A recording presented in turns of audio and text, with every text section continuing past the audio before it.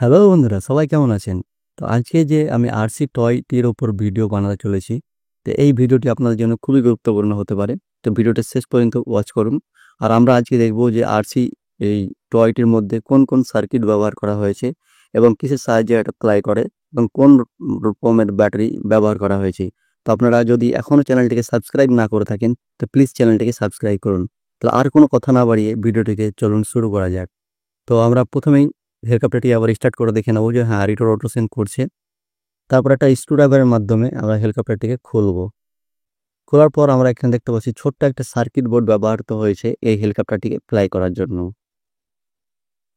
তারপর আমরা যেটা দেখতে পাচ্ছি এখানে একটা এলইডি ব্যবহার করা হয়েছে লাইটিং এর জন্য, অন অফ সুইচ। তার পাশে একটা ছোট্ট লিপো পলিমার ব্যাটারি 3.7 ভোল্ট, আর তার সাথে একটি মোটরটিকে রোটেট করানোর জন্য কয়েললেস ব্যাটারি 716 যে মোটরটির মাপ। তো এরকম ভিডিও আমাদের চ্যানেলে আপলোড হয় ডেলি রবিবার করে। তো আপনারা চাইলে আমাদের চ্যানেলটিকে সাবস্ক্রাইব করে একটা লাইক করে দেবেন। কেন এইরকম ভিডিও তৈরি করতে অনেকেই পরিশ্রম করতে হয়। তো আপনাদের একটা লাইকের জন্য অনেক মোটিভেশন বেড়ে যায় আরও পরবর্তী ভিডিওর জন্য। প্লিজ চ্যানেলটিকে সাবস্ক্রাইব করে দিন। আজকের জন্য এখানেই শেষ করছি। জয় হিন্দ, বন্দে মাতারাম।